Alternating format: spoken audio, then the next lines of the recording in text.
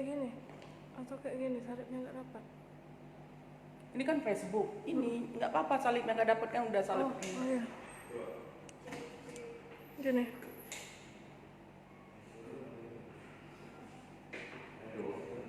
Pokoknya sampai pinggir itulah deh. Gini Bu. Dah. Nah, ini geser lagi.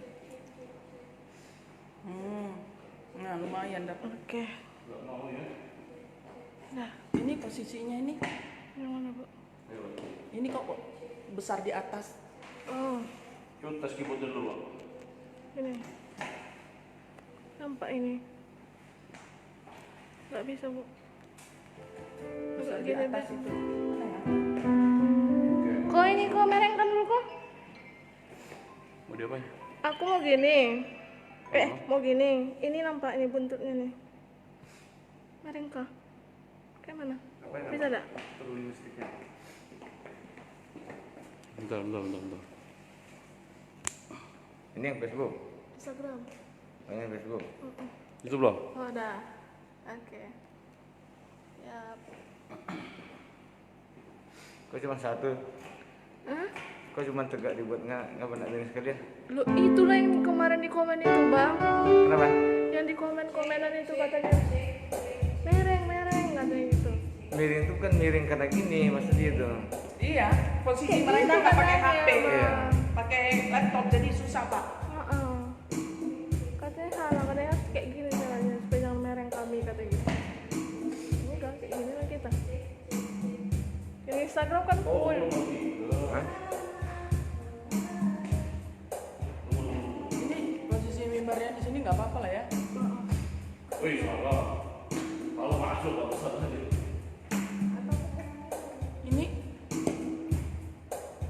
pinggirnya Ya. nggak kelihatan. Gini.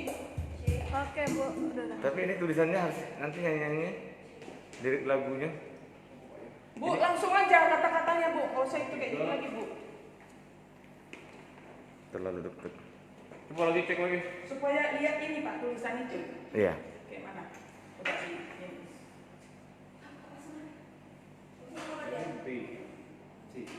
Iya kan 1, 2, 3, 4. 4 bunyi saya nih. Ini bukan apa? Oh. Kelihatan nggak Pak tulisannya? Cek 1. Ibu di sebelah mana? Sini, ini tulisan ini. Coba. kelihatan nggak? Bisa. Bisa Cek. ya? Bisa. Belum, Pak.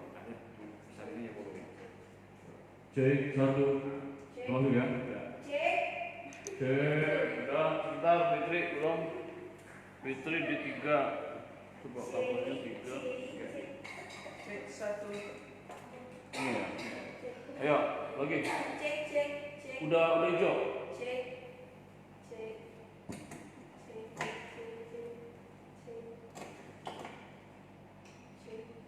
Lagi, Bet.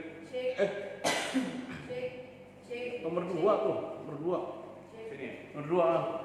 Ini ya. Ah, pindah. Baru hidup dulu.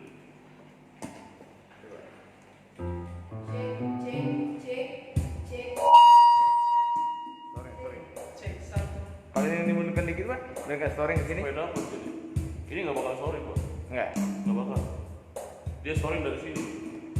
Coba. Cek 1.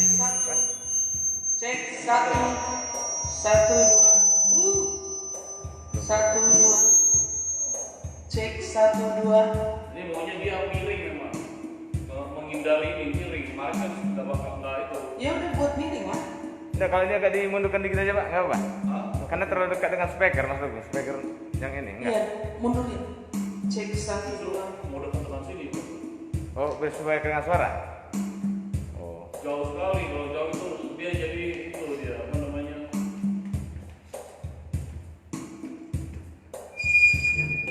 Coba lagi, coba lagi. Cek 1 2. Cek 1 2. Coba kamu di sini. Tes. Ah ya, yang Ini enggak. Cek 1 2.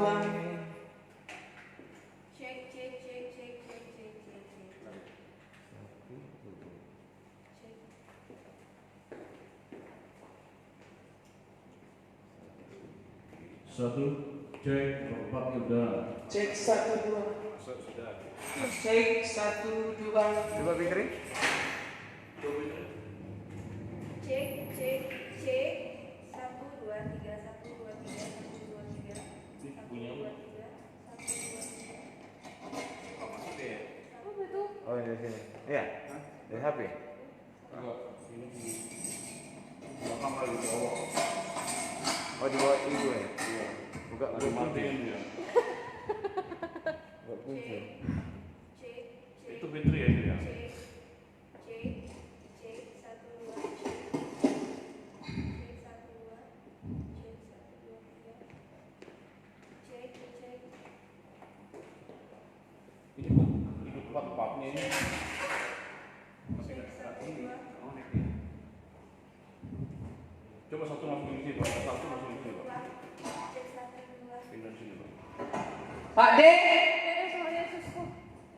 gerbang ditutup Pak D. Nanti polisi datang malah ribut. Cek. Cek. Bagus. Cek, cek, cek, cek, cek. Masuk, Pak. Ayo, Fit. Cek. Bu, tolong gerbang dikunci aja Cek 1. supaya polisi nggak masuk. Cek 1. Yang ini nggak boleh berhenti nih. Satu. Yang Di nomor ini tadi pindah ke nomor 3 dia. enggak, yang tiga ini. Oh ya, yang tiga ini.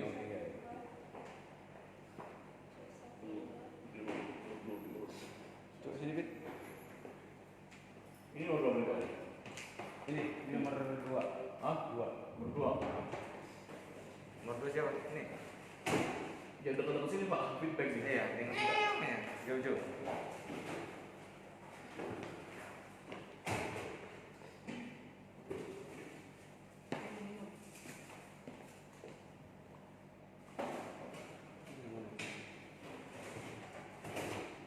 Kau. Karena kemarin pencet gitu ya.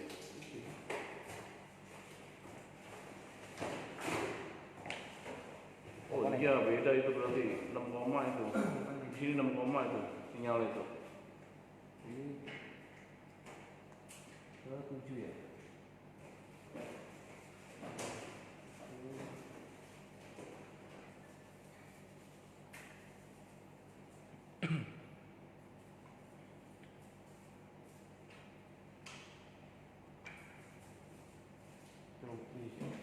Cek, cek, cek, cek, cek. Belum. Cek, cek. Oh ganti aja lah, ganti ini. Ganti ini udah. Satu lagi ganti, Pak. Kalau pakai mic, oh untuk ini ya, untuk singer ya. Nggak bisa deh, colokannya cuma sini, Pak. Itu mesti ngambil lagi. Kita nggak pakai mixer, pakai Oh, ini doang. langsung ini semua ya. Hmm. Oh habis ya. 1, 2, 3, 4. 2 singer, 1 keyboard, 1 bisa tapi cukup Pak soalnya 4. Enggak, itu 1, 2, 3. Iya. Tiga. Ah, 1 keyboard. iya makanya kan cukup kan? Cukup. Hah. Cuma ini tadi nggak masuk karena sinyalnya diubah nih kayaknya nih. Yang pencet. Cek 1 2. Sinyalnya berapa di sini? 1 2. 7. 6,7. Yang mana dia? Yang nomor berapa? Nggak tahu nih, makanya dia nggak dapat sinyal deh. Udah, Pak.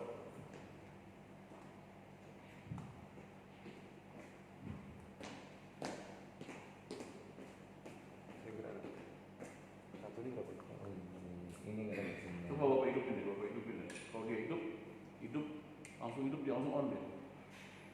Nah, kan? Dapat kan? Cek. Coba ya. Cek. Tinggal volume dari sini aja. Mic berapa? Mic 1. Ini nomor 1. Sorry. Cek. Belum, Pak, belum, Pak. Cek. Mic 1. Ya.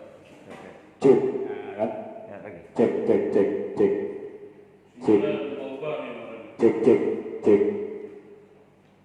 Dah. Dapat ini.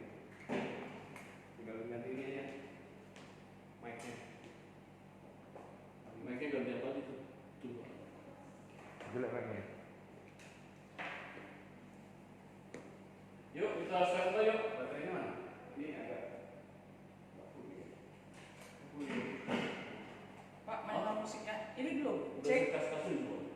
Belum.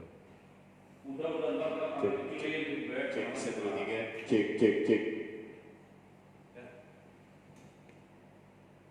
Ayo standby di sana nanti saya setting soalnya.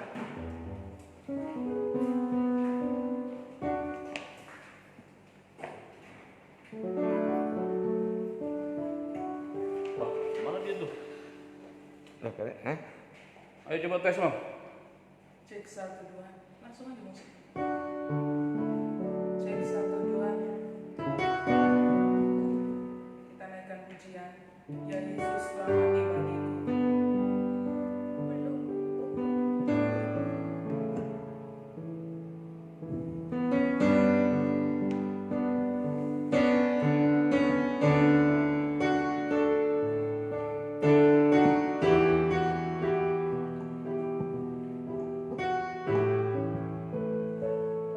Yuk.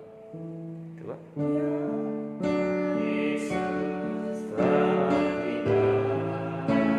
Ayo suaranya mana?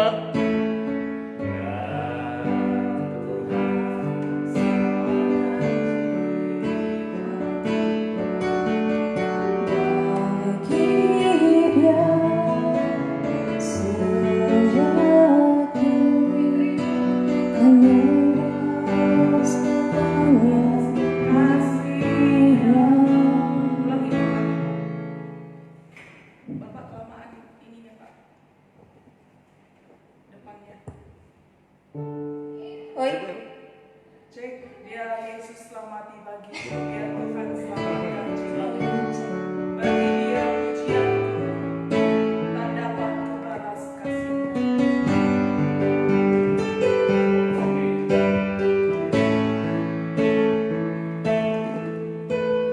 Dia Yesus telah mati bagiku, dia Tuhan selamatkan jiwaku. Bagi dia pujianku, tak dapat kubalas kasihnya. Suaranya jelas nggak? Dia angkat ku jadi anaknya. Suaranya jelas nggak?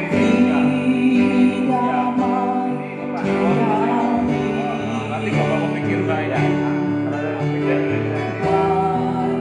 Bagi dia semuaku,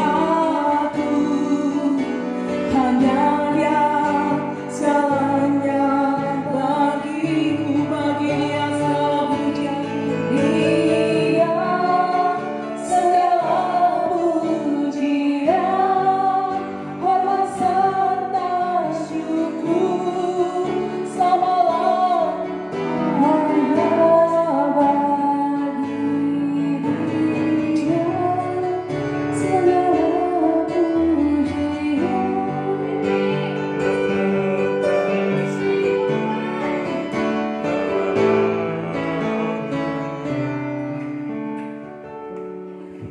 Rifatan jangan dipegang gitu. Apa? Yuk kita doa.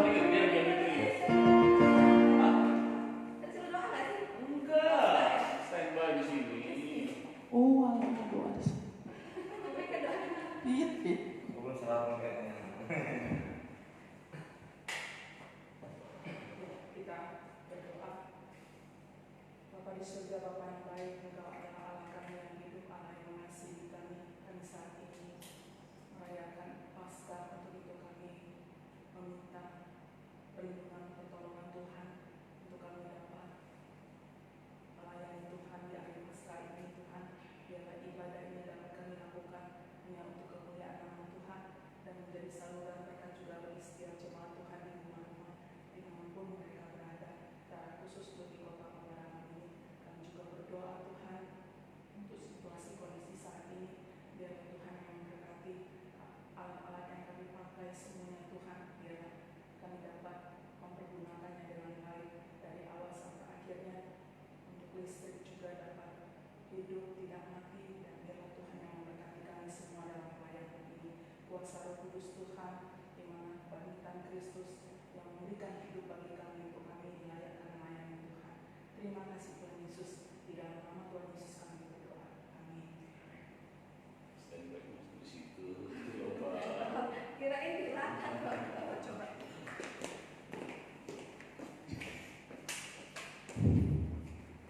Oh, kalau gitu tuh berarti kalau ada napas tuh berarti low-nya kegedean. Napas bunyi, Awalnya dengan berarti low-nya kegedean. cek. Ini ya. Jangan takut aku ya. Ada Oh. gitu. Kalau saya Cek katakan one, jangan cek takut. satu. Masuk ya? Nanti saya Cek. Kurang kuat pak. Apa nanti Pak?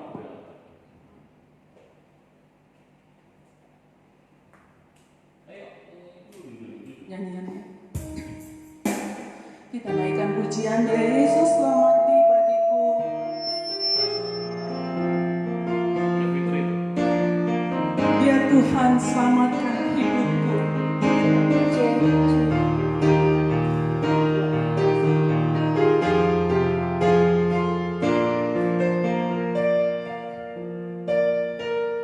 Ini belum live kan? Udah live nih. Yesus selamat di bagiku.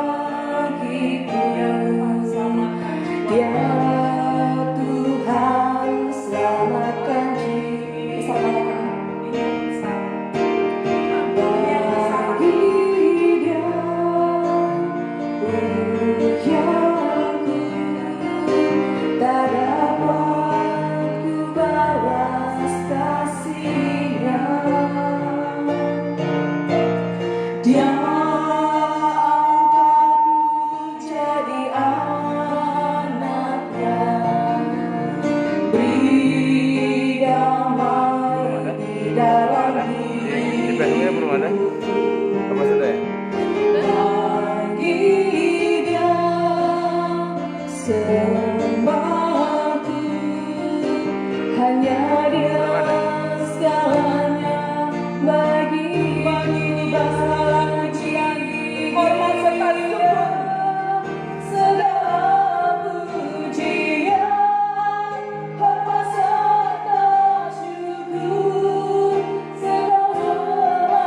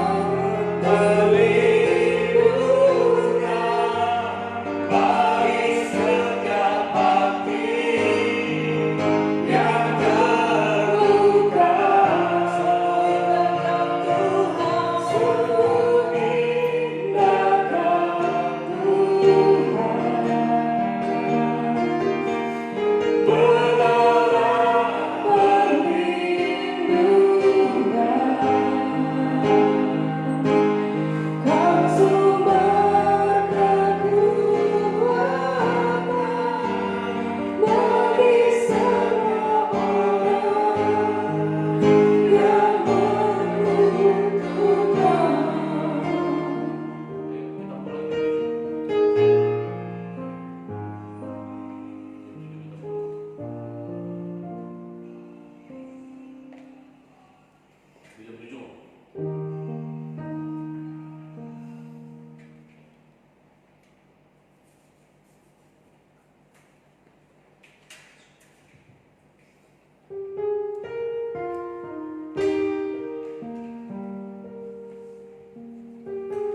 Shalom Bapak Ibu Saudaraku yang terkasih dalam Kristus Yesus. Tuhan memberkati kita semua di pagi hari ini, di mana kita merayakan Paskah. Tuhan Yesus bangkit. Dia memberikan kehidupan bagi kita semua.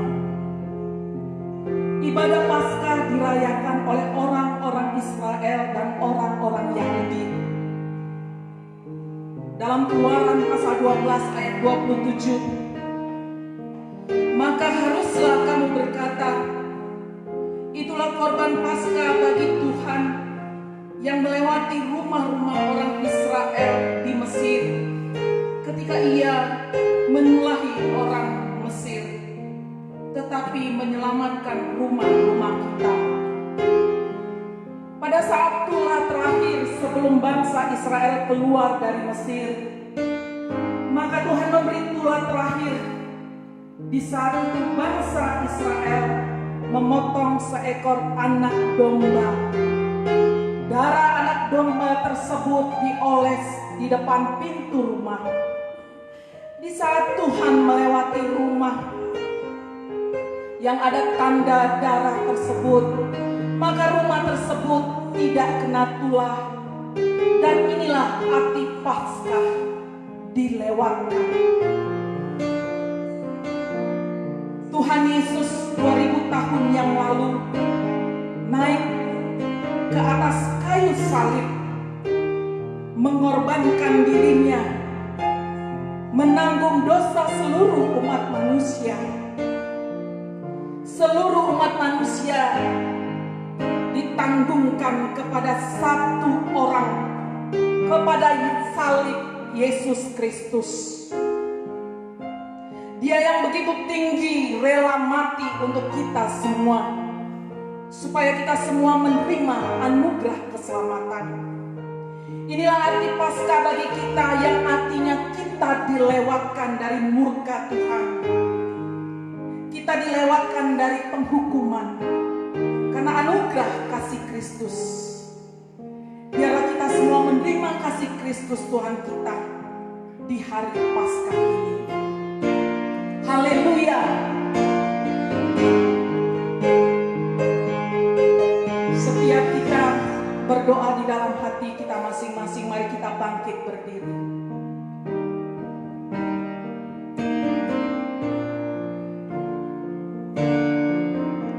Jawab Yesus, akulah kebangkitan dan hidup.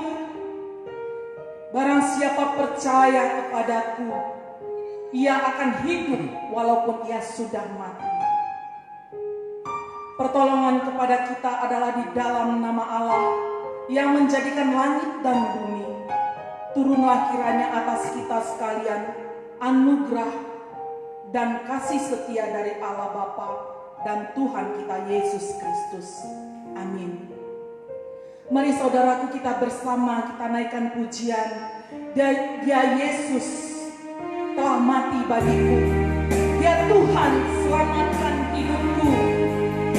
Bagi Dia pujianku tak dapat kubalas kasih.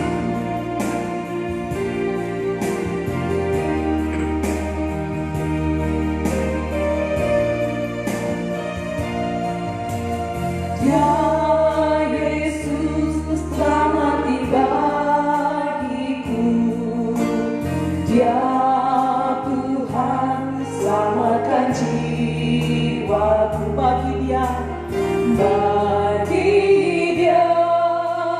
pujianku tak dapat ku balas kasih-Nya.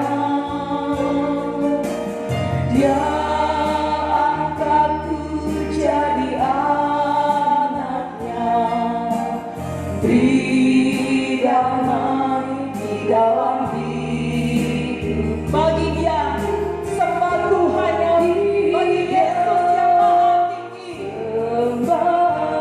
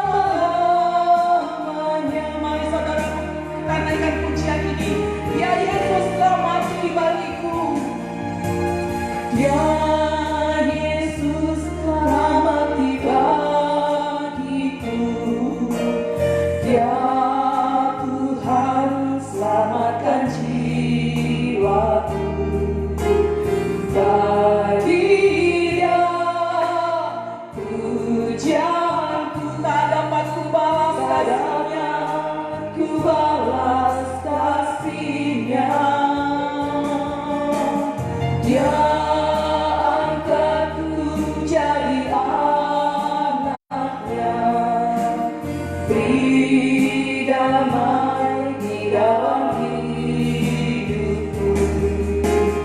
Bagi Dia selalu hambaku, hanya Dia segalanya bagiku. Bahagia segala pujian, hormat serta syukur selamanya bagi Dia. Segala pujian, hormat serta syukur selamanya. Hormat serta syukur, hormat serta syukur selama-lamanya. Selama-lamanya kami menyembah Tuhan. Selama-lamanya, selama-lamanya kami bersyukur kepada Tuhan. Selama-lamanya. Jemaat dipersilakan duduk. Mari kita bersatu dalam doa. Bapa di surga, Bapa yang baik, Engkau Allah kami yang menyelamatkan kami, di mana Yesus Kristus sudah berkorban bagi kami mati di kayu salib. Dia memberikan teladan yang luar biasa. Tuhan Yesus berkorban sekali untuk selamanya, menggantikan korban sembelihan yang terus dilakukan oleh manusia. Sejak Tuhan Yesus mati di kayu salib, Dia berkorban bagi kami dan kami menerima keselamatan. Untuk itu Tuhan memerintahkan atas kami untuk mengerjakan keselamatan bagi hidup kami hari lepas hari. Saat ini Tuhan, kami bersyukur dalam ibadah Paskah.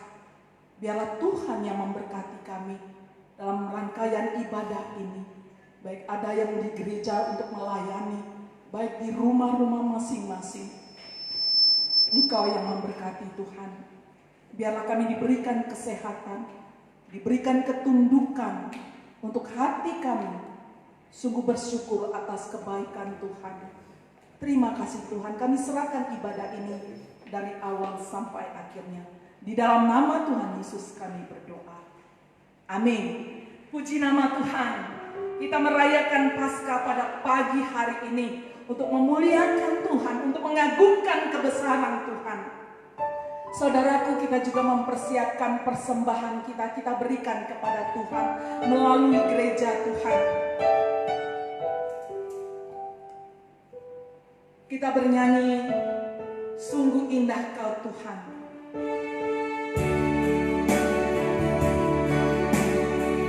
Kita memberikan yang terbaik bagi Tuhan, segenap hidup kita, harta, waktu kita, untuk kita memuliakan Tuhan. Dan lewat persembahan syukur ini, kita tahu bahwa Allah itu sudah terlebih dahulu mengasihi kita. Kita mau tunjukkan, kita mau buktikan bahwa kita juga memberikan yang terbaik dalam hidup kita kepada Tuhan. Kita naikkan pujian ini, ku cari wajah-Mu, temukan kasih-Mu.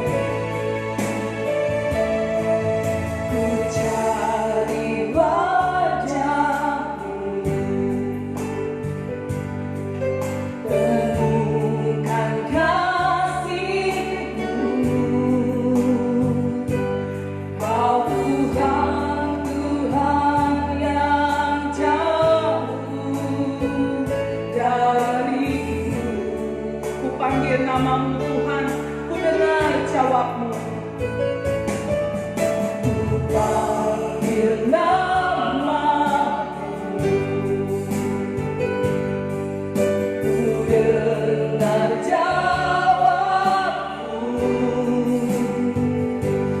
Kau Tuhan yang selalu dengar seruan hatiku. Sungguh indah Kau Tuhan,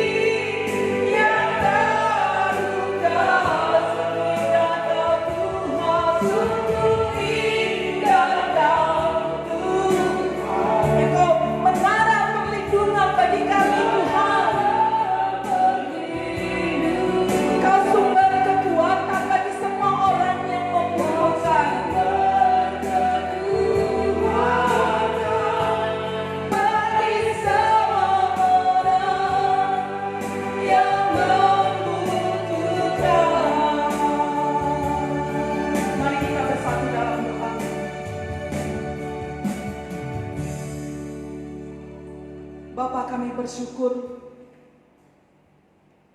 untuk setiap kami yang memberikan persembahan syukur kami kepada Tuhan. Biarlah hati kami bergembira karena penebusan yang Tuhan nyatakan bagi kami. Dan biarlah setiap persembahan yang kami berikan itu memberkati gereja, dan Tuhan memberkati setiap majelis, pendeta, setiap jemaatmu dalam setiap pelayanan, usaha pekerjaan. Dan kami percaya yang terbaik untuk kami berikan kepada Tuhan. Tuhan juga lebih terbaik lagi memberikan berkat-berkat Tuhan atas kami. Pakai kami Tuhan, setiap jemaat-Mu untuk memuliakan Tuhan. Di dalam nama Tuhan Yesus kami berdoa. Amin. Puji nama Tuhan. Saat ini kita akan mendengarkan firman Tuhan yang dibawakan oleh hamba-Nya. Mari kita naikkan pujian karena salib-Mu.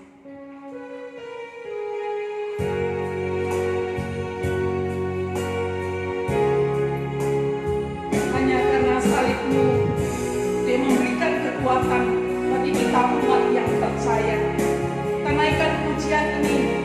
Hanya Kau Tuhan di hidupku, Kau berikan hidup yang baru. Darah-Mu yang menyucikan dan memulihkan kami umat-Mu Tuhan. Kita bangkit berdiri. Hanya Kau Tuhan di hidupku, Kau berikan hidup yang baru. Kau berikan hidup yang baru. Darah-Mu Tuhan yang menyucikan kami. Darah-Mu menyucikan. Pulihkan hatiku Tuhan. Nyatakan Kaulah segalanya. Engkaulah sumber pengharapan. Sumber pengharapan.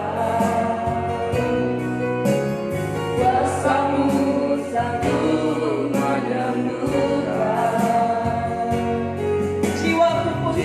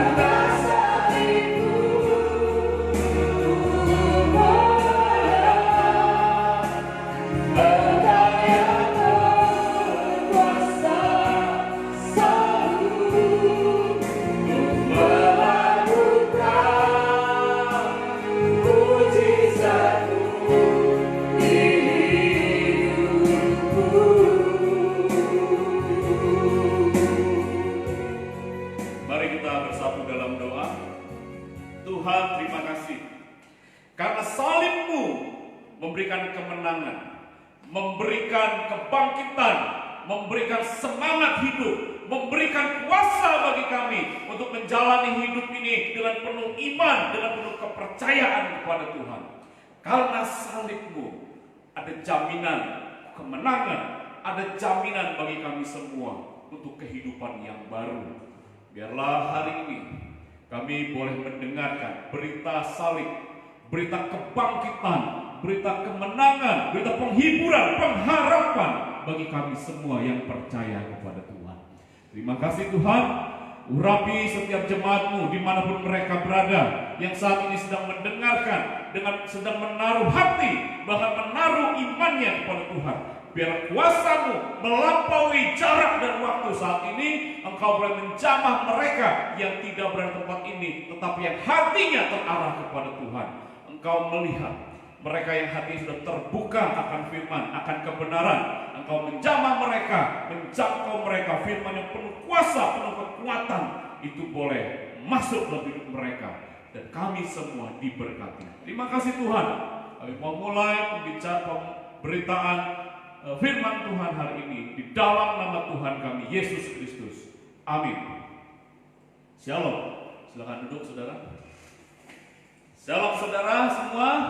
Shalom. Selamat Paskah bagi kita semua. Selamat Paskah. Ya, jadi hari ini adalah hari Paskah. Apa itu Paskah? Ya, tadi di awal sudah dijelaskan. Paskah berasal dari kata Ibrani Pesach, ya, yang artinya dilewatkan, Passover. Nah, jadi Paskah dari Pesach diturunkan menjadi Paskah dalam bahasa Indonesia. Nah, saudara kasih Tuhan, Paskah adalah salah satu perayaan penting bagi orang Kristen.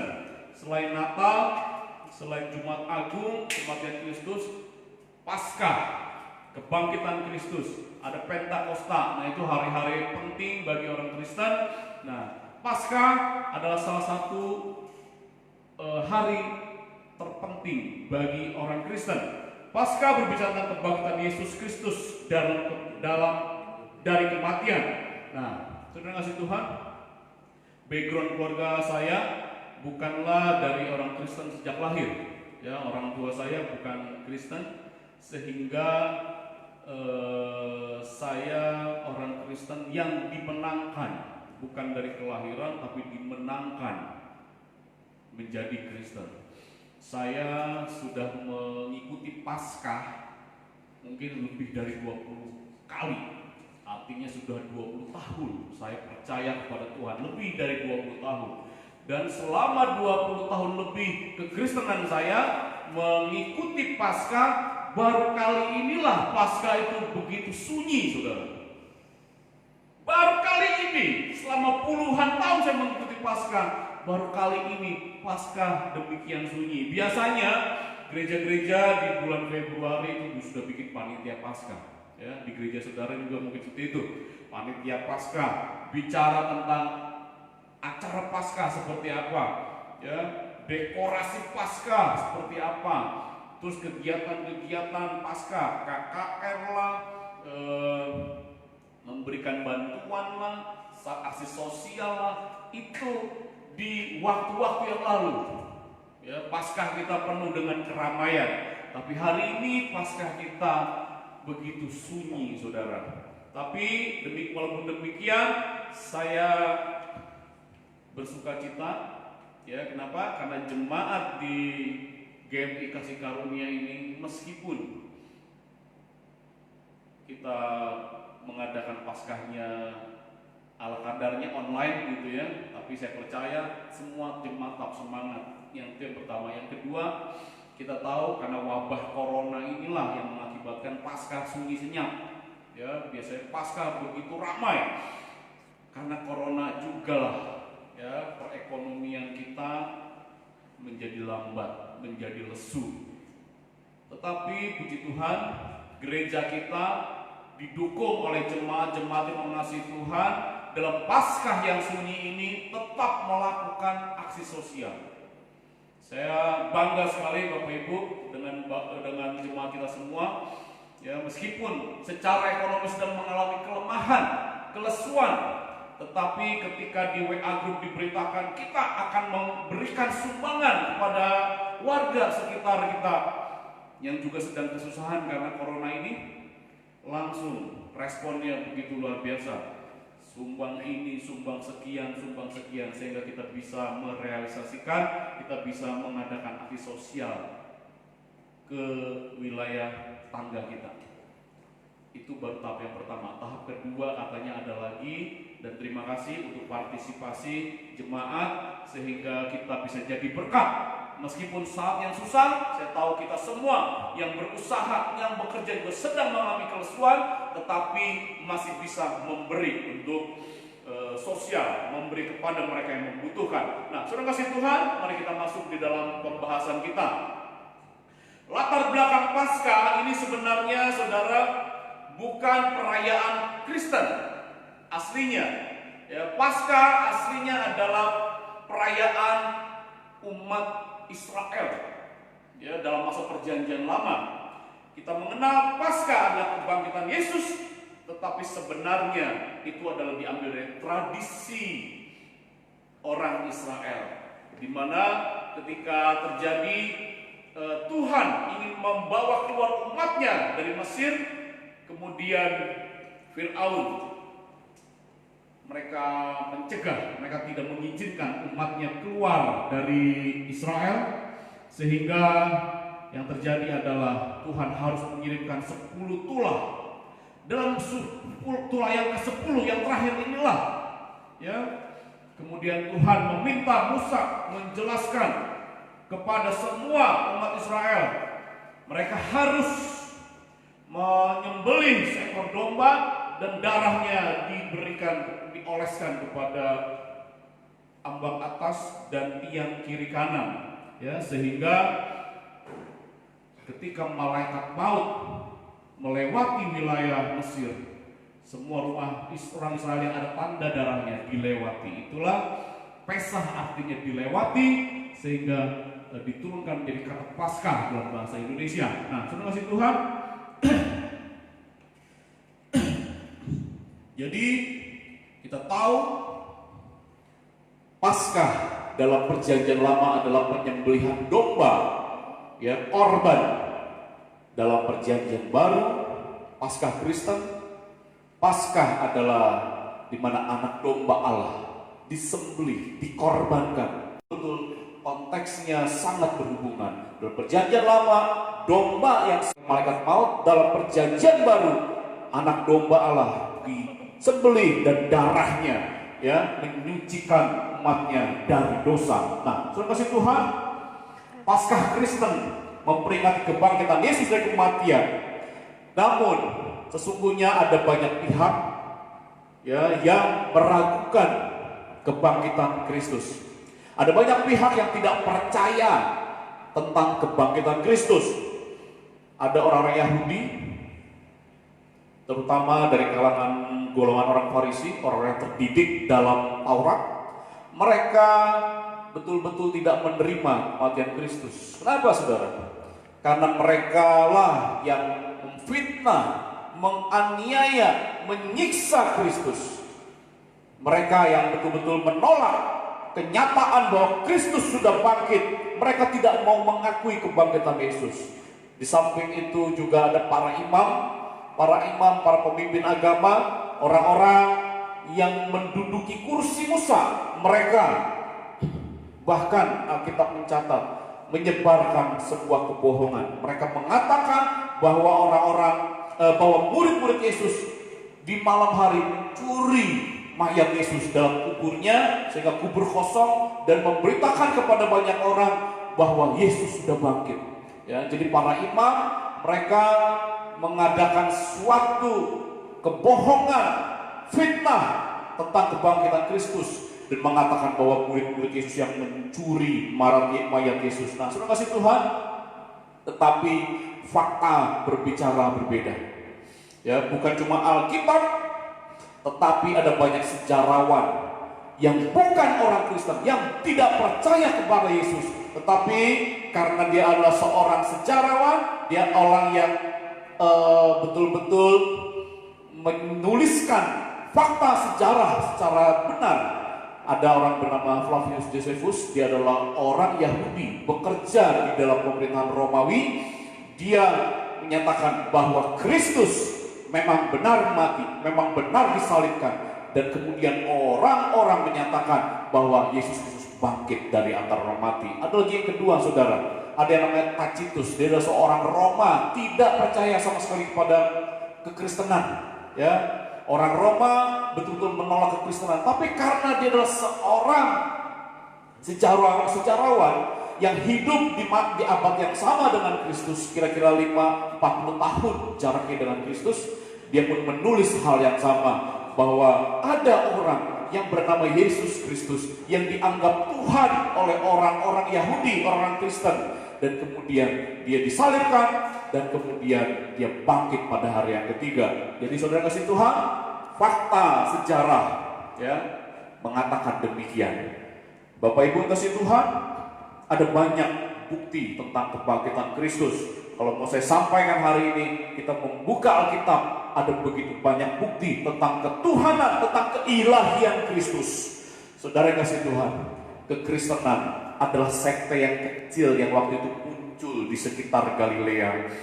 Sekte yang sangat kecil, diikuti orang-orang sederhana, orang-orang yang tidak terpandang. Tetapi kekristenan yang disangkakan oleh mereka akan habis ketika pemimpinnya disalibkan, ketika pemimpinnya dibunuh. Tetapi bukti berbicara, kekristenan tetap hidup, berkembang dengan pesat sampai dengan hari ini. Saya kembali mengecek di dalam satu buah situs, saudara, bahwa orang Kristen hari ini ada sekitar 1,7 miliar di seluruh dunia. Ya, Kristen dan Katolik, mereka yang percaya kepada Yesus Kristus, Dia adalah Tuhan, Juru Selamat, Mesias, Anak Allah yang hidup. 1,7 miliar manusia percaya kepada berita itu. Nah, saudara yang kasih Tuhan, kebangkitan dan kenaikan Kristus 50 hari dari hari ini, 40 hari dari hari ini, yaitu adalah kenaikan Kristus dalam kalender gereja. Kenaikannya disaksikan bukan oleh 1-2 orang, bukan oleh 12 murid, bukan oleh hanya 70 murid, tetapi ada 500 orang Kristen di luar Kristen yang menyaksikan Yesus terangkat, naik sampai dengan ke surga. Berita ini disampaikan kepada banyak orang di seluruh dunia. Nah, saudara kasih Tuhan, jika Kristus tidak dibangkitkan, maka sia-sialah kepercayaan orang-orang Kristen. Demikian kata Rasul Paulus 1 Korintus pasal 15. Jika Kristus tidak dibangkitkan, maka sia-sialah iman, sia-sialah kepercayaan orang-orang Kristen. Nah, Bapak yang kasih Tuhan, apa pesan penting dari Paskah? Kita akan membaca firman Tuhan sebagai landasan kita hari ini. Saya ambil di dalam Lukas pasal 24. Lukas pasal 24 ayatnya ke-45 sampai ke-52. Mari kita dengarkan Lukas pasal 24 ayat 45 sampai ayat yang ke-52. Lalu ia membuka pikiran mereka sehingga mereka mengerti kitab suci. Katanya kepada mereka, ada tertulis demikian, Mesias harus menderita dan bangkit dari antara orang mati pada hari yang ketiga. Dan lagi, dalam namanya berita tentang pertobatan dan pengampunan dosa harus disampaikan kepada segala bangsa mulai dari Yerusalem. Kamu adalah saksi dari semuanya ini, dan aku akan mengirim kepadamu apa yang dijanjikan Bapakku. Tetapi kamu harus tinggal di dalam kota ini sampai kamu diperlengkapi dengan kekuasaan dari tempat tinggi. Lalu Yesus membawa mereka keluar kota sampai dekat Betania. Di situ Ia mengangkat tangannya dan memberkati mereka. Dan ketika Ia sedang memberkati mereka, Ia berpisah dari mereka dan terangkat ke surga. Ayat 52, mereka sujud menyembah kepadanya. Lalu mereka pulang ke Yerusalem dengan sukacita. Mereka senantiasa berada dalam bait Allah dan memuliakan Allah. Nah, saudara kasih Tuhan, berita Paskah pada hari ini ya adalah bagaimana Paskah membawa dampak kepada para murid Yesus dan juga kepada kita yang adalah murid-murid Yesus. Paskah membawa dampak kepada semua orang yang percaya kepada Yesus. Ada 3 hal yang saya mau bagikan hari ini berdasarkan ayat bacaan kita dalam Lukas pasal 24. Yang pertama, dampak apakah yang terjadi kepada para murid, kepada orang percaya, kepada gereja mula-mula? Saudara, mari kita perhatikan dalam ayatnya ke-45 sampai ke-48 dalam bacaan kita. Lalu yang membuka pikiran mereka sehingga mereka mengerti kitab suci.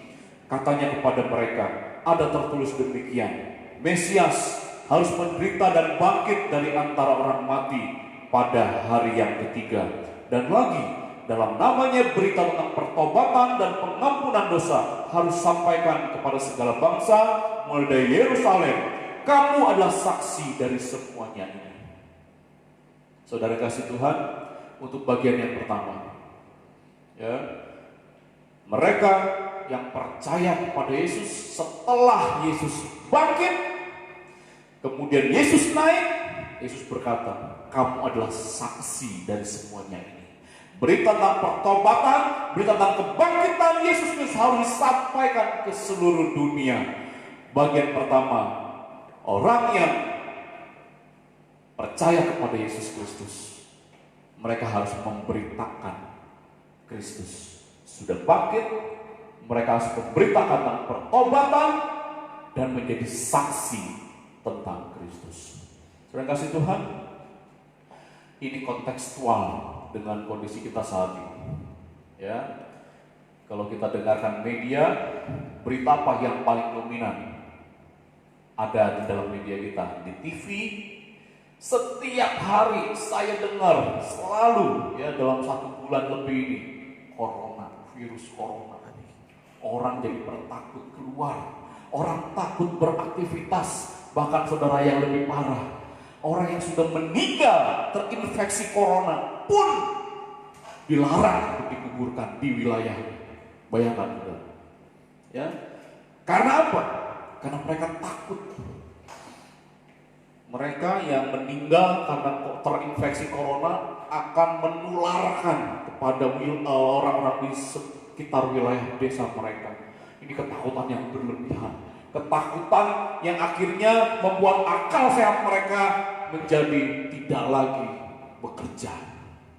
Nah, saudara kasih Tuhan, betapa ketakutan disebarkan, betapa ketakutan menjadi berita yang dominan pada hari ini. Tetapi Paskah hari ini bicara tentang pertobatan, bicara tentang Kristus yang sudah bangkit, sudah naik, memberikan janji, memberikan kemenangan bagi mereka yang percaya. Saudara kasih Tuhan, dan kita adalah saksi dari semuanya itu. Pertama-tama diberitakan kepada murid sampaikan, kamu adalah saksi, beritakan semua.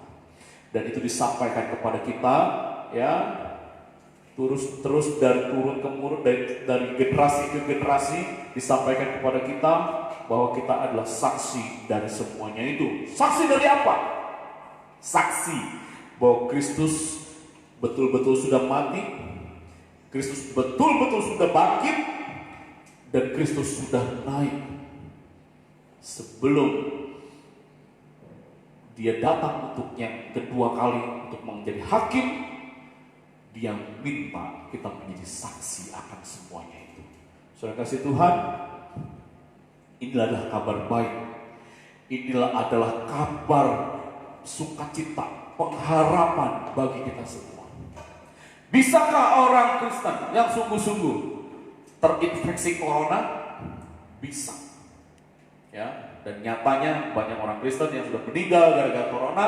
Dan faktanya bahkan ada pendeta, hamba Tuhan, mereka yang melayani Tuhan pun meninggal gara-gara corona.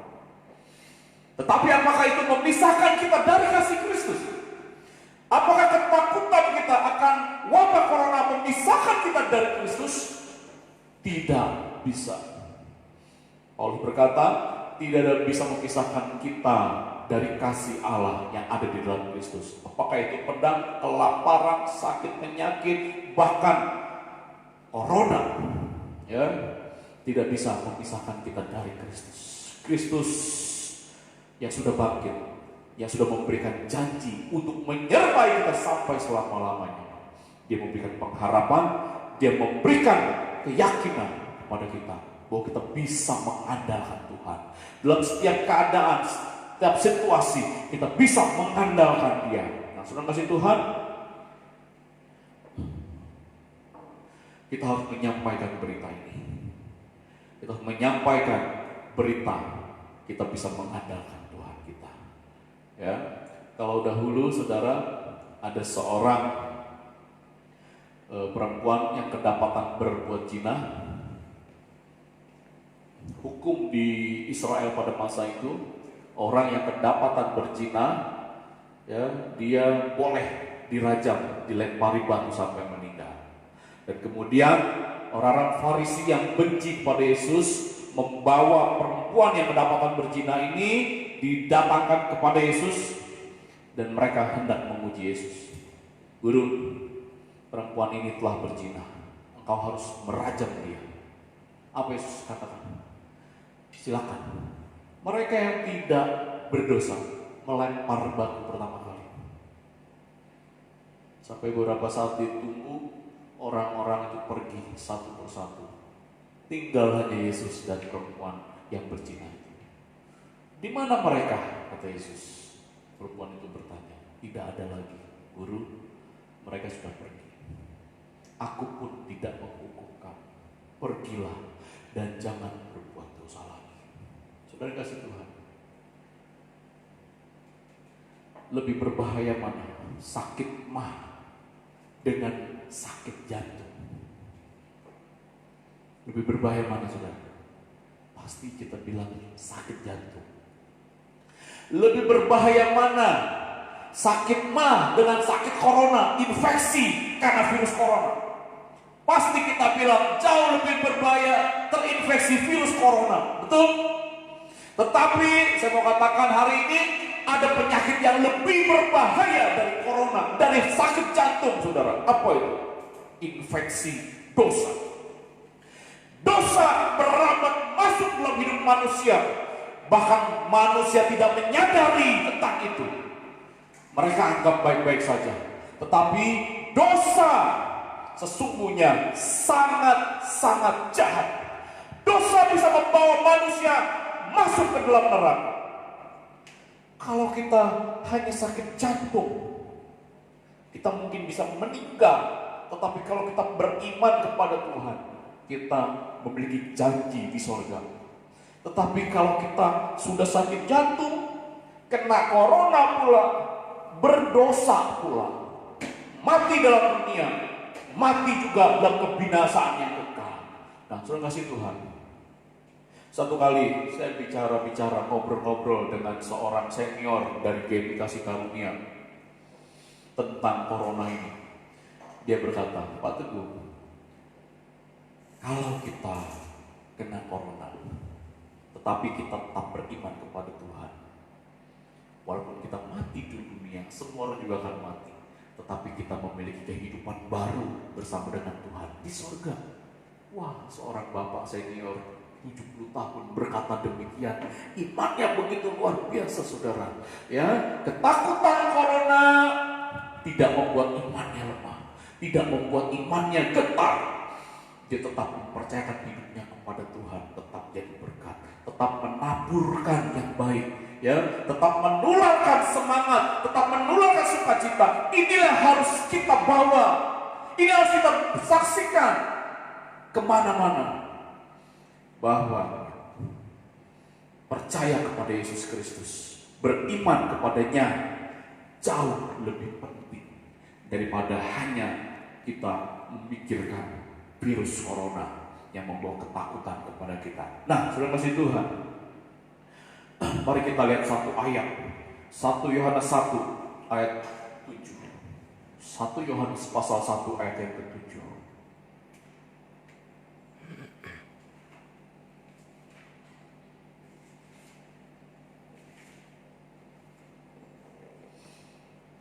Tetapi jika kita hidup di dalam terang, sama seperti Dia ada dalam terang, maka kita beroleh persekutuan seorang dengan yang lain, dan darah Yesus anaknya itu menyucikan kita dari segala dosa.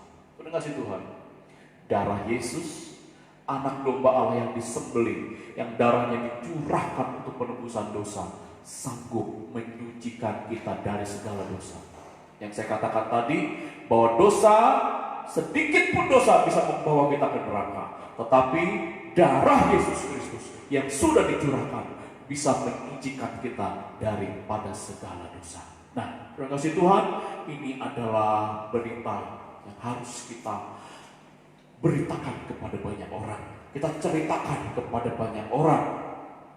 Bapak Ibu saudara Tuhan, ada seorang penginjil terkenal, ya, seorang pendiri dari China Inland Mission bernama Hudson Taylor. Kepada seorang anak muda yang baru bertobat, dia bertanya begini, "Hai anak muda, sudah berapa lama engkau percaya kepada Yesus?" "Kurang lebih 4 bulan." Anak muda menjawab, 4 bulan dia percaya kepada Yesus. Hudson Taylor bertanya kemudian, "Sudah berapa jiwa yang engkau bawa kepada Tuhan? Sudah berapa jiwa yang engkau ceritakan tentang Kristus?" "Belum ada, Pak. Saya kan belum menghabiskan seluruh Alkitab. Saya baru belajar." Nah, saudara, Hudson Taylor berkata seperti ini. Kalau kamu menyalakan sebuah lilin, kamu nyalakan dengan korek itu lilin, ya, kira-kira lilin itu langsung hidup, langsung nyala, atau tunggu setengah dulu baru dia nyala? Langsung nyala, Pak. Kalau sumbunya baik, lilinnya baik, ketika dia disundutkan dengan api dari korek, dia langsung menyala. Begitulah seharusnya orang yang percaya kepada Yesus. Ya, ketika dia percaya kepada Yesus Kristus, Yesus berkata, "Aku akan mengutus Roh Kudus." Janji Bapa bagi mereka yang percaya, Roh Kudus tinggal di dalam hati orang percaya. Roh Kudus akan membuat kita menyala-nyala, berkobar-kobar, cerita tentang Kristus. Itulah yang terjadi dalam diri saya, saudara. Ya, kira-kira 22 tahun yang lalu, ketika saya pertama kali bertobat sungguh-sungguh, ketika pertama kali saya menerima Kristus, percaya sungguh-sungguh dalam hati saya ada sebuah gelora, ada sebuah tarikan kuat. Kemanapun, bicara dengan siapapun, saya ingin bicara tentang Yesus. Itulah yang harus terjadi. Ya, kepada banyak orang, Roh Kudus dicurahkan. Penuh Roh Kudus dicurahkan kepada mereka yang percaya menerima Roh Kudus, kuasa itu yang tinggal di dalam hati kita. Nah, saudara kasih Tuhan, mereka yang percaya kepada Yesus Kristus seharusnya mau bersaksi, mau cerita, mau memberitakan tentang siapakah itu Kristus, karena kamu adalah saksi dari semuanya. Terima kasih Tuhan. Ada sebuah cerita yang dicatat di dalam Yohanes pasal 4. Ya, ketika itu Yesus bertemu dengan seorang perempuan di sumur Yakub. Ya, kita pasti tahu cerita ini. Ada seorang perempuan sedang menimba air.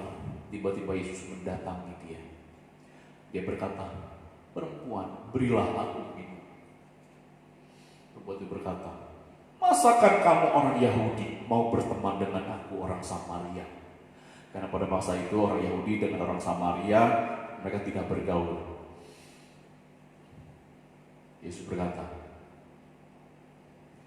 "Kalau engkau tahu siapa yang ada dengan bersamamu ini, ya niscaya engkau akan meminta kepadanya air hidup." Perempuan itu berkata, "Tuhan, berilah aku air hidup, supaya aku tidak perlu lagi ke sumur ini, menimba air ini." Di pertengahan dialog mereka, Tuhan bilang, "Akulah air hidup itu. Pergilah, panggillah suamimu datang kemari," kata Yesus. Kata perempuan itu, "Guru, aku tidak punya suami." "Tepat," katamu. Ya, kamu sudah punya 5 suami, dan yang sekarang ada bersama dengan kamu bukan suamimu. Jadi dalam hal ini engkau berkata benar. Kagetlah perempuan itu, saudara. Yesus baru pertama kali ketemu di situ, baru pertama kali bincang-bincang. Tapi Yesus tahu apa yang terjadi dalam hidup perempuan itu. Dia sudah pernah 5 kali bersuami, dan yang ada dengannya sekarang laki-laki bukanlah suaminya. Dan ketika mendengar itu, dia menjadi kaget sekali. Yesus memberitakan kepadanya, ya, bahwa dia harus bertobat. Kemudian perempuan ini pergi ke desanya dan menceritakan kepada banyak orang. Di sana ada seorang nabi, dia mengatakan kepadaku semua hal yang telah aku lakukan. Nah, sudah kasih Tuhan, itulah orang yang percaya kepada Yesus, orang yang menerima anugerah untuk bisa mengenal Kristus. Mereka tidak akan bisa tahan cerita tentang siapa itu Yesus. Jadi bagian pertama, Paskah memberikan dampak kepada murid dan kepada mereka yang percaya, kepada mereka yang mengenal Yesus, akan cerita, akan bersaksi tentang siapakah Kristus. Yang pertama. Yang kedua, kita lihat di dalam Lukas pasal 24 ayat bacaan kita ayat ke-49. Kamu adalah saksi dari semuanya ini, dan aku akan mengirim kepadamu apa yang dijanjikan Bapakku. Tetapi kamu harus tinggal di dalam kota ini sampai kamu diperlengkapi dengan kekuasaan dari tempat tinggi. Saudara, janji Bapa ini adalah Roh Kudus, pribadi ketiga dari Trinitas Allah. Ya, dia dijanjikan Bapa, dia akan diutus untuk menjadi pendamping di dalam diri kita sampai selama-lamanya. Dialah kekuasaan dari tempat tinggi itu. Jadi bagian kedua, dampak dari kebangkitan Kristus, kenaikan Kristus ke surga adalah kita menerima Roh Kudus. Roh Kudus diutus kepada orang-orang percaya. Sudah kasih Tuhan, 50 hari dari hari Kristus bangkit, dari hari ini ceritanya ya, Paskah, 50 hari kemudian disitulah Roh Kudus dicurahkan. Jadi urut-urutannya begini saudara, ya, Jumat lalu kita memperingati Jumat Agung kematian Kristus. Sekarang 3 hari kemudian kita memperingati kebangkitan Kristus. Setelah bangkit, dia menampakkan diri selama 40 hari kepada para murid dan kepada orang-orang lain. 40 hari dia meyakinkan tentang kerajaan sorga. Dia meyakinkan bahwa Kristus Mesias sudah bangkit. Dan kemudian 40 hari itu, hari ke-40 dia naik. 10 hari Roh Kudus turun, hari Pentakosta. Nah, saudara kasih Tuhan, apa yang terjadi ketika para murid menerima Roh Kudus? Apa yang terjadi ketika orang-orang percaya dipenuhi dengan Roh Kudus? Kisah Para Rasul pasal 2 mencatat, ya, judulnya Pentakosta. Setelah mereka menerima karunia Roh Kudus, mereka berkata-kata dengan bahasa yang lain, mereka bersaksi, mereka memuliakan Allah, mereka pergi kemana-mana untuk menjadi saksi, menceritakan ada penebusan dosa yang dibawa oleh Mesias. Nah, saudara kasih Tuhan, murid-murid yang tadinya ketakutan setelah pemimpin mereka mati dibunuh, disalib. Murid-murid yang ketakutan, tercerai-berai, tidak lagi pemimpin besar mereka, tidak ada lagi orang yang mengajari mereka tentang kebenaran. Murid-murid menjadi tercerai-berai, ketakutan.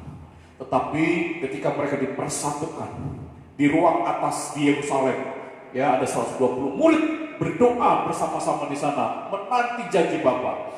Ketika janji Bapa dicurahkan, luar biasa dampaknya. Murid-murid pergi. Thomas pergi ke India, Petrus tetap di Yerusalem, Yakobus, Yohanes menjadi soko guru di Yerusalem. Mereka mendirikan jemaat Kristen, jemaat mula-mula. Petrus ketika dia berkhotbah, 3.000 orang bertobat, saudara.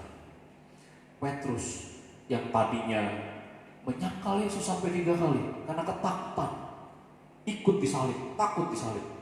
Kemudian dia berkata, ya, dia berkhotbah, 3.000 orang bertobat. Kemudian dia dilarang oleh pemimpin-pemimpin agama, oleh pemerintah daerah pada waktu itu untuk tidak membicarakan tentang nama Yesus. Dia menantang harus coba jawab oleh, apakah kita harus lebih taat kepada manusia atau lebih taat kepada Allah?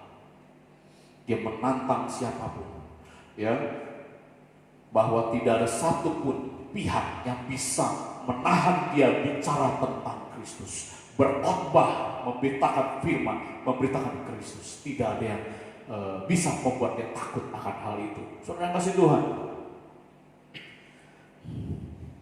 saya mencatat, ya, dari Kisah Rasul pasal 2 itu tanda-tanda atau ciri-ciri orang yang sudah menerima Roh Kudus, sudah percaya dan menerima Roh Kudus.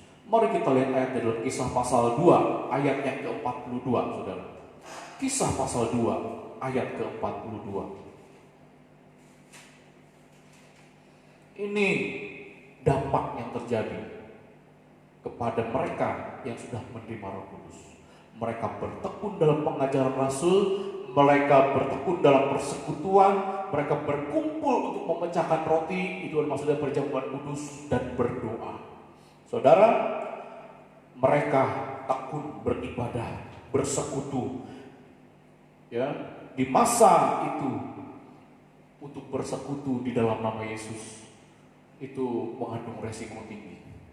Mereka beribadah di ruang-ruang bawah tanah, mereka beribadah di katakom, ya, mereka beribadah di kuburan-kuburan, mereka beribadah di rumah masing-masing, ya. Sinagog tidak terbuka untuk pemberitaan nama Yesus, tidak terbuka, ya. Sinagog adalah rumah ibadah untuk orang-orang Yahudi pada waktu itu, tetapi orang-orang Kristen yang kemudian mereka percaya kepada pemberitaan tentang nama Yesus, ya, pengajaran rasul-rasul, mereka taat beribadah.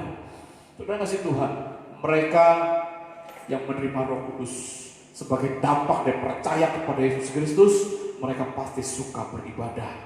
Nah, hari ini pun ini menjadi tantangan bagi kita. Ketika gereja dilarang bersekutu, berkumpul, ketika gereja ditutup, ya, kita beribadah ke rumah-rumah. Sama kira-kira konteksnya dengan Kisah Para Rasul pasal 2 ini. Ya, waktu itu orang-orang Kristen tidak banyak, masih sedikit.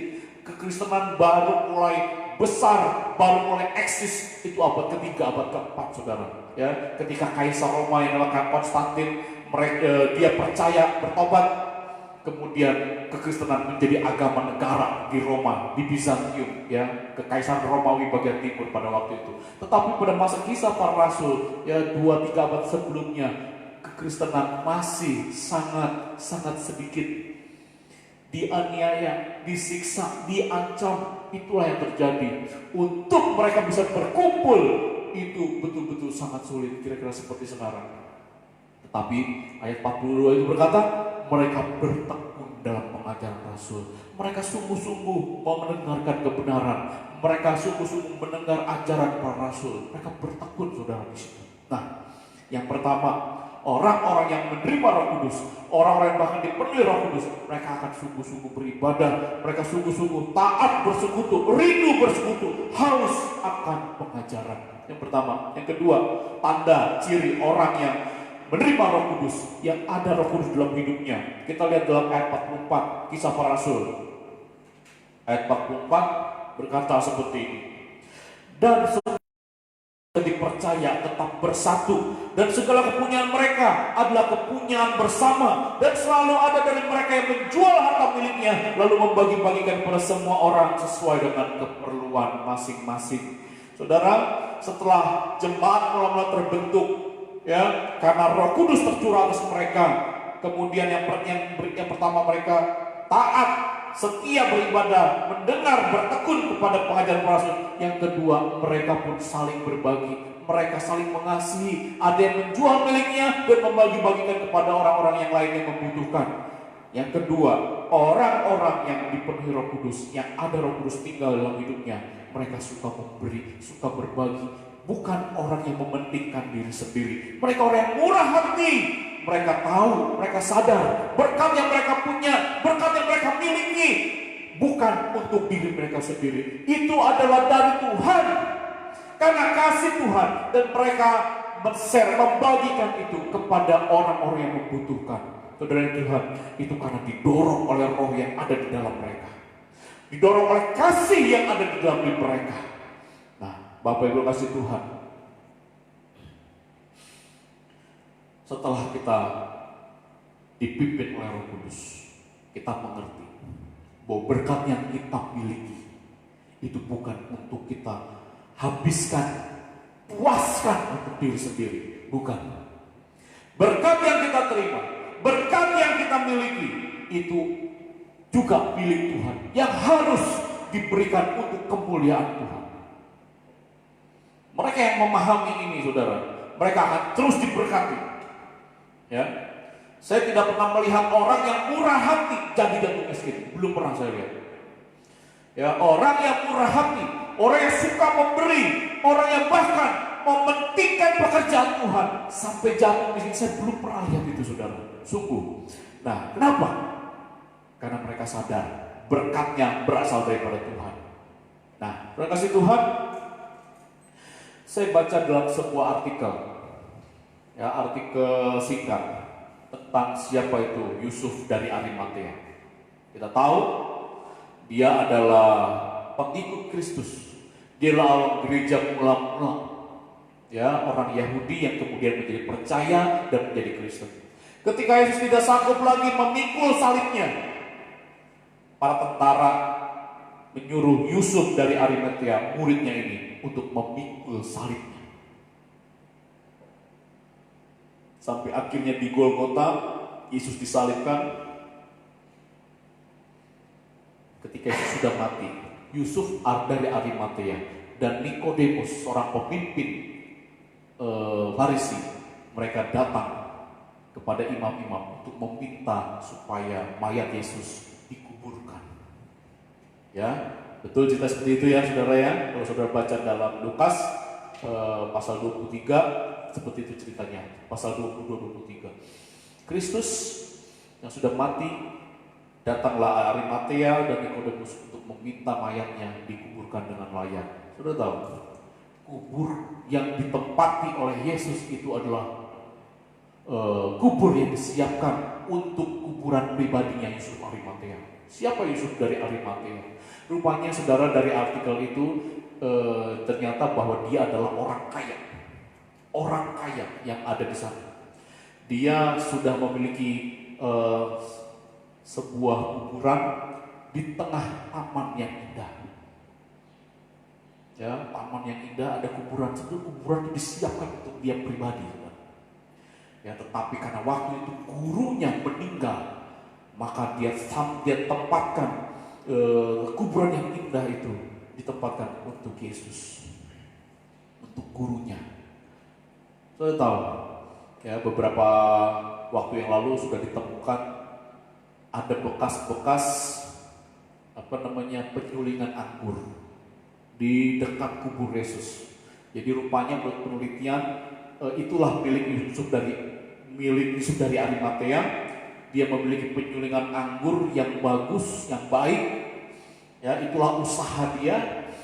Dan karena dia adalah orang kaya, ya, dia sudah memiliki semuanya. Tetapi tahukah saudara, Yusuf Arimatea dikuburkan hanya di kuburan yang sederhana. Tidak ada lubang yang bagus, tidak ada penutup kubur, hanya dikubur di tanah seperti orang biasa, seperti warga, bukan orang kaya. Sampai hari ini, saya baca artikel itu, saya coba search di Google, saudara, bagaimana rupanya kubur Yusuf dari Arimatea itu. Kuburnya sampai sekarang hanya kuburan biasa, ada di Israel sana. Kuburan biasa di tanah, tidak ada ornamen-ornamen, tidak ada hiasan-hiasan, cuma tanah saja, di semen biasa. Coba bayangkan, ya. Jadi artikel itu mengatakan dia adalah murid yang tahu bagaimana menempatkan gurunya, memposisikan gurunya di tempat yang terpenting, di tempat yang terhormat. Coba kita bayangkan, saudara, kita bayangkan, coba ya. Kubur yang dia miliki, yang dia siapkan untuk dia, dipinjamkan sementara untuk Yesus. Tadinya rencananya selama-lamanya. Tapi dalam 3 hari Yesus sudah bangkit, kubur itu kosong. Secara logika, kalau Yusuf Arimatea mau masuk ke sana, tolong nanti kalau saya meninggal, kuburkan saya di kubur yang saya sudah siapkan itu, di kubur tempat Yesus itu. Karena kubur itu kosong, saudara. Tidak ada lagi mayat di sana, tidak lagi orang dikuburkan di sana. Tapi Yusuf Arimatea merasa tidak layak. Itu adalah kuburan gurunya, meskipun kosong, dia tidak merasa layak untuk ditaruh di sana. Dan dia lebih memilih dikuburkan agak jauh dari situ, di tempat biasa. Coba yang lain. Itu murid yang tahu bagaimana menempatkan gurunya. Ada lagi saudara, Petrus. Saudara tahu, Petrus disalib terbalik, kepala di bawah, kaki di atas. Kenapa? Karena dia merasa tidak layak. Petrus orang yang sangat temperamental, orang yang menghunus pedang, siap bertempur ketika gurunya didatangi orang tentara Romawi, ya, di Taman Getsemani, dia ingin melawan. Yesus bilang, sarungkan pedang. Orang menghunus pedang akan mati dengan pedang. Jangan. Petrus yang hari itu begitu bersemangat membela gurunya, tetapi ketika gurunya ditangkap, dianiaya, dan mau disalib, Petrus ketakutan setengah mati sampai dia menyangkal Yesus. Ketika hari Pentakosta tiba, dia menerima Roh Kudus, meledak sebuah kekuatan, sebuah kuasa, dunamos dalam dirinya. Dia menjadi pengkhotbah yang menyala-nyala, memberitakan nama Yesus di mana-mana. Sampai dia mati pun dia berkata, salibkan saya dengan kepala yang terbalik di bawah, karena saya tidak layak disalib mirip seperti guru saya. Salibkan saya dengan kepala ke bawah. Dan dia mati dengan cara demikian. Kenapa?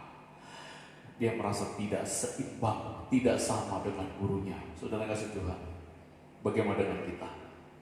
Bagaimana kita sudah menempatkan Kristus dalam hidup kita?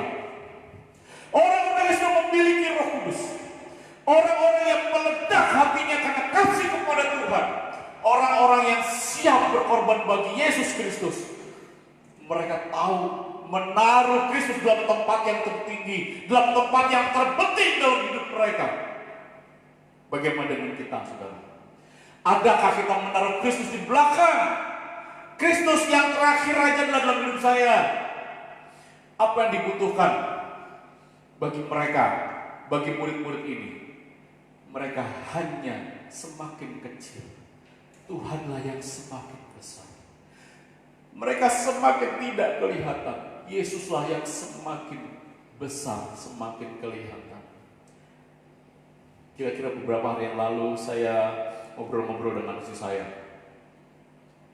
Ya, istri saya bilang, nanti mau nggak dibuat poster? Ya, dibuat poster Pasca jam 7 pagi di GMI Kasih Karunia. Saksikan di Facebook, di Instagram ini, terus pengkhotbahnya ini. Saya bilang, saya nggak mau. Apalagi pajang nama saya di poster, tidak layak, tidak mau. Saudara, ini bagi saya bukan diriku yang paling besar yang ditinggikan. Pemberitaanku akan berpusat kepada Kristus yang sudah mati, bangkit, memberikan nyawanya, memberikan harga yang terbaik bagiku. Tidak perlu namaku, fotoku dipajang, tidak perlu. Singkirkan nama saya, singkirkan foto saya. Orang tidak perlu kenal saya, orang hanya perlu kenal Kristus. Dialah yang harus ditinggikan, yang harus kita taruh paling tinggi dalam hidup kita. Amin, saudara. Nah, saudara kasih Tuhan, bagian ketiga, yang terakhir, ya, kita lihat di dalam Lukas pasal 24 ayat 52 sampai 53. Ayat bacaan kita Lukas pasal 24 ayat yang ke-52. Mereka sujud menyembah kepadanya, lalu mereka pulang ke Yerusalem dengan sangat bersukacita. Mereka senantiasa berada di dalam bait Allah dan memuliakan Allah. Dampak daripada kebangkitan Kristus, kenaikan Kristus, mereka murid-murid menyembah Yesus, memuliakan Yesus, memuliakan Allah. Nah, saudara kasih Tuhan, kalau hari ini ya kita menyembah kepada Yesus, kita memuliakan Allah, palingan resikonya apa? Dianggap sok kudus, sok suci. Ya, apalagi kalau kita rajin beribadah, sungguh-sungguh, paling orang bilang, oh dia terlalu fanatik. Tapi saudara tahu kan saudara? Ya, orang Kristen pada masa itu, ketika dia rajin menyembah kepada Tuhan, memuliakan Allah, mereka berhadapan dengan resiko. Seperti yang saya katakan, di Roma pada masa itu 2000 tahun yang lalu, ya, Kekaisaran Roma yang dipimpin oleh seorang kaisar besar bernama Augustus, Kaisar Augustus.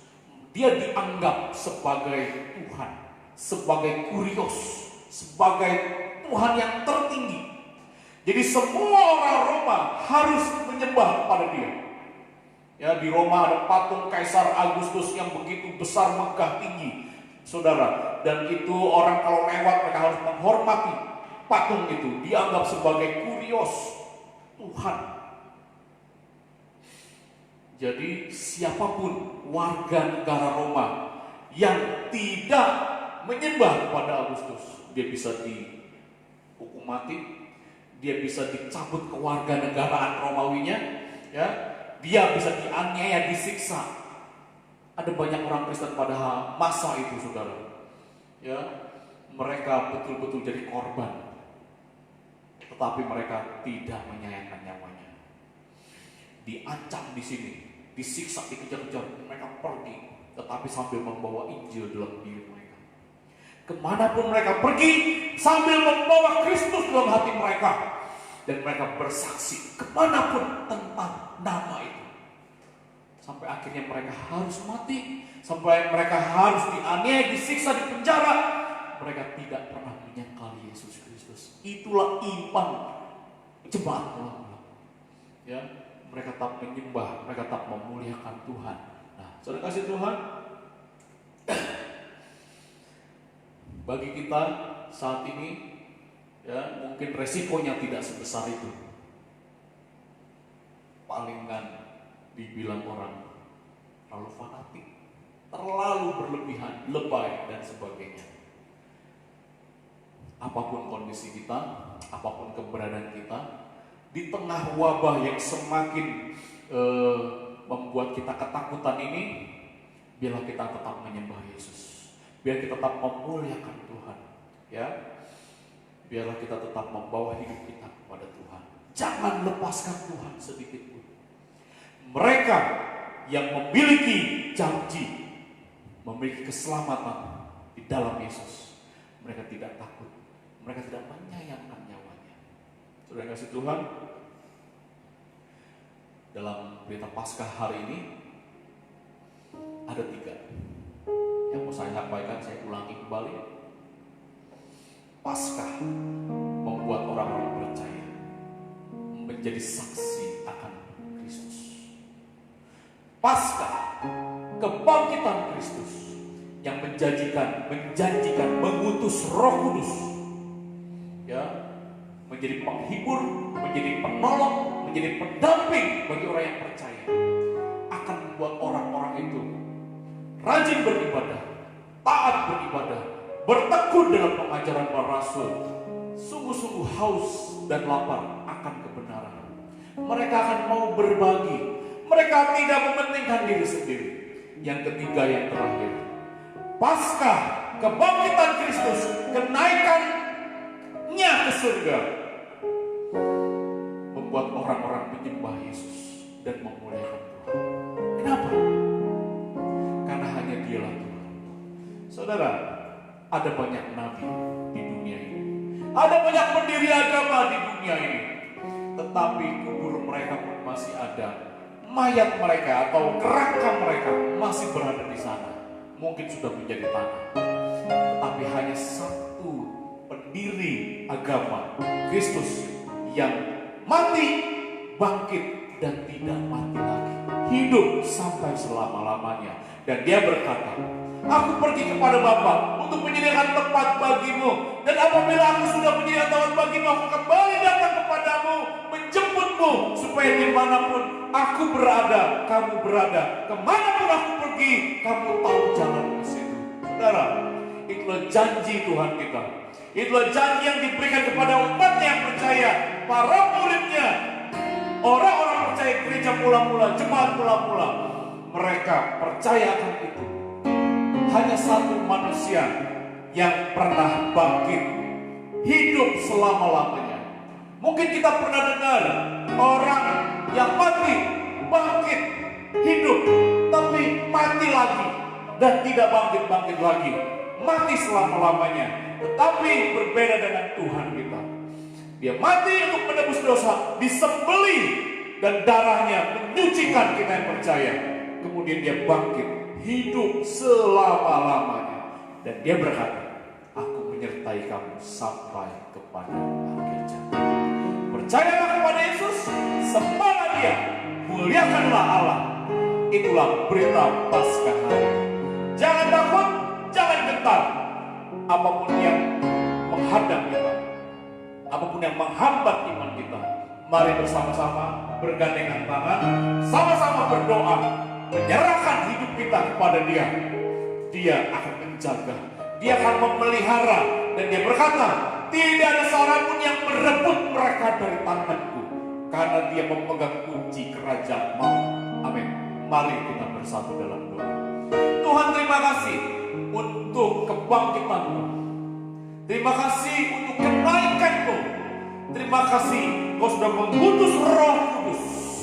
Terima kasih Engkau berjanji menyertai kami sampai kepada akhir zaman, sampai kepada Engkau datang kembali menjemput kami semua yang percaya kepada-Mu.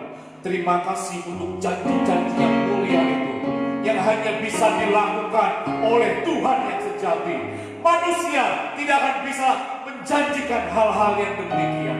Tuhan, kami menyerahkan kepercayaan kami sepenuhnya kepada-Mu. Kami menyerahkan hidup kami kepada-Mu Tuhan. Kami mengandalkan semuanya kepada-Mu. Berkatilah umat-Mu Tuhan yang sedang dalam kesulitan, yang sedang dalam sakit penyakit, yang sedang dalam kedukaan kesusahan.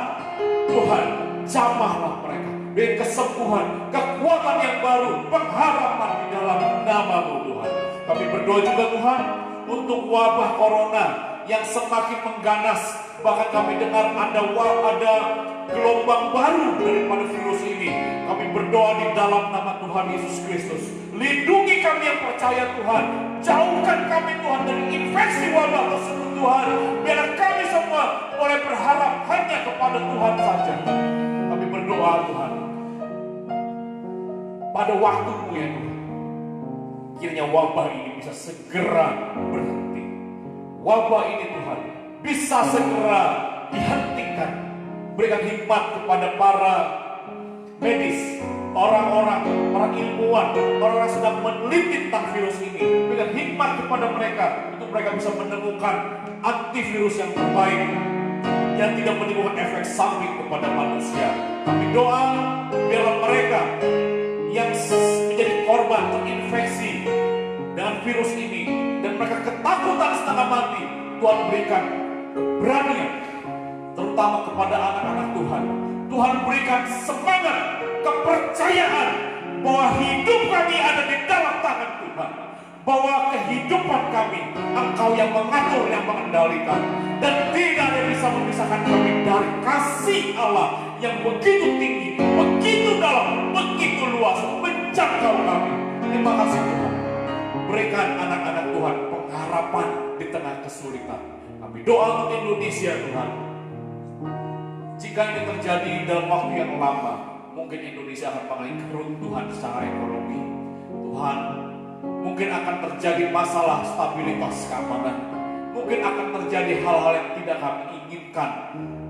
Kami doa Tuhan, Tuhan menjaga bangsa kami. Tuhan menjaga Indonesia. Tuhan menjaga umat Allah. Tuhan menjaga, memberikan hikmat kepada para pemimpin bangsa ini Tuhan, untuk mengambil keputusan yang tepat, keputusan yang benar, sehingga bangsa ini boleh dilalukan dari wabah. Di atas semuanya yang kami dan percaya, Tuhan masih mengendalikan bumi ini. Tuhan masih mengendalikan dunia, dan Tuhan punya rencana yang terindah indah bagi mereka yang percaya, dan bahkan juga bagi mereka yang belum percaya, yang belum dipanggil. Tuhan punya rencana yang indah bagi umat manusia. Kami yakin dan percaya Tuhan, firman-Mu berkata, sebab aku mengetahui rancangan yang ada padaku mengenai kamu, yaitu rancangan damai sejahtera dan bukan rancangan kecelakaan, untuk memberikan hari depan yang penuh dengan pengharapan. Biarlah umat-Mu Tuhan boleh percaya akan janji Tuhan. Rancangan-Mu indah pada waktunya. Terima kasih Tuhan. Ini doa kami yang kami sampaikan kepada satu nama, yaitu nama Tuhan kami, Yesus Kristus. Haleluya. Amin.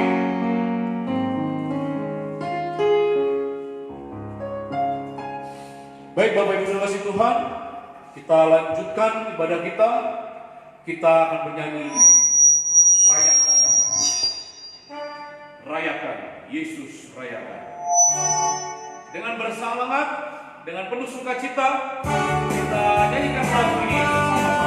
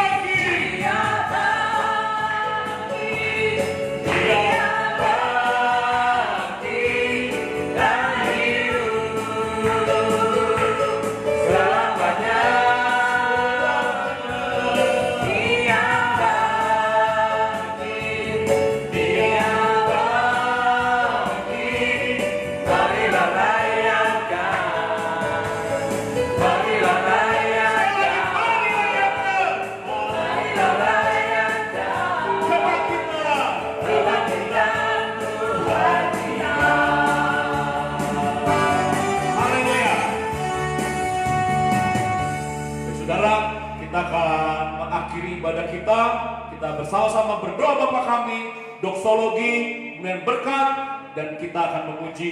Kami memuji kebesaran-Mu, ajaib Tuhan, ajaib Tuhan. Mari kita bersama-sama berdoa, doa Bapa kami. Bapa kami yang di surga, dikuduskanlah nama-Mu, datanglah kerajaan-Mu, jadilah kehendak-Mu di bumi seperti di surga. Berikanlah kami pada hari ini makanan kami yang secukupnya, dan ampunilah kami akan segala kesalahan kami, seperti kami telah mengampuni yang bersalah kepada kami. Dan janganlah bawa dalam pencobaan, tapi lepaskanlah kami daripada yang jahat, karena Engkau punya kerajaan dan kuasa, kemuliaan sampai selama-lamanya. Amin. Berkuasa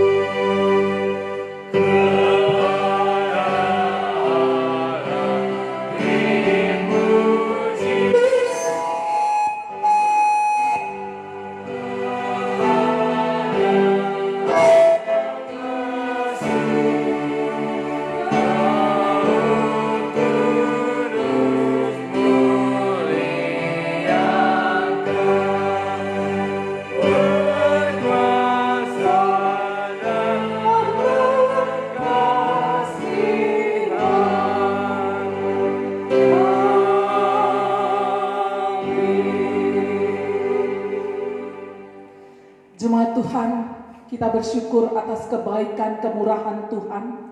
Anugerah keselamatan diberikan kepada kita untuk kita hidup berkenan di hadapan Tuhan dan kita memiliki kehidupan yang kekal. Hiduplah dengan damai sejahtera, jangan takut, Tuhan beserta dengan kita dan terimalah berkat daripada Tuhan.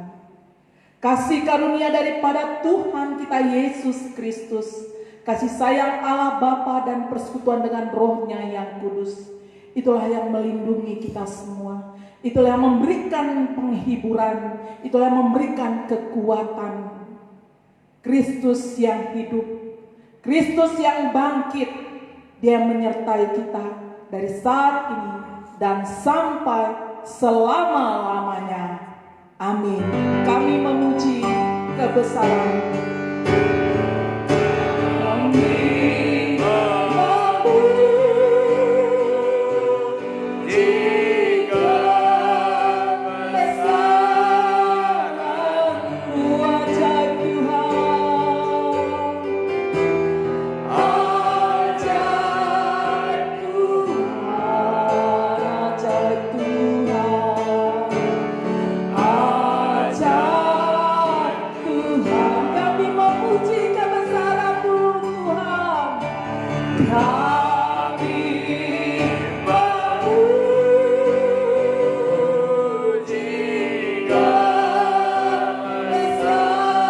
kebesaran-Mu, ajaib Tuhan.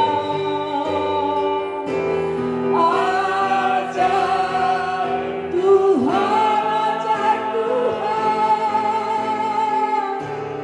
Ajaib Tuhan, kami memuji kebesaran-Mu Tuhan, ajaib Tuhan.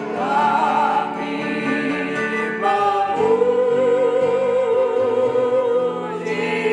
kebesaran-Mu, ajaib Tuhan, Engkau ajaib Tuhan. Ajaib Tuhan, oh ajaib Tuhan. Ajaib Tuhan, kami memuji kebesaran-Mu. Kami memuji kebesaran-Mu.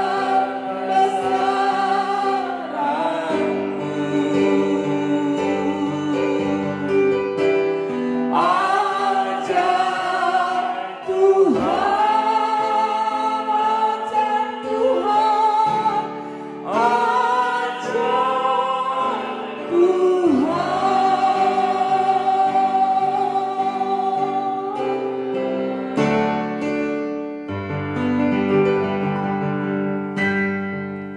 Salam saudaraku semua. Selamat Paskah. Tuhan memberkati kita semua. Puji nama Tuhan, pada saat ini kita sudah selesai untuk melakukan ibadah, untuk menyembah Tuhan, bersyukur kepada Tuhan dalam ibadah Paskah pada pagi hari ini. Kita akan juga untuk secara khusus untuk anak-anak sekolah minggu, nanti pukul 11 kita akan mengadakan live streaming untuk ibadah Paskah sekolah minggu. Tuhan memberkati. Shalom. Akhirnya, finally. Bagikan yang bagikan. Selesai ya.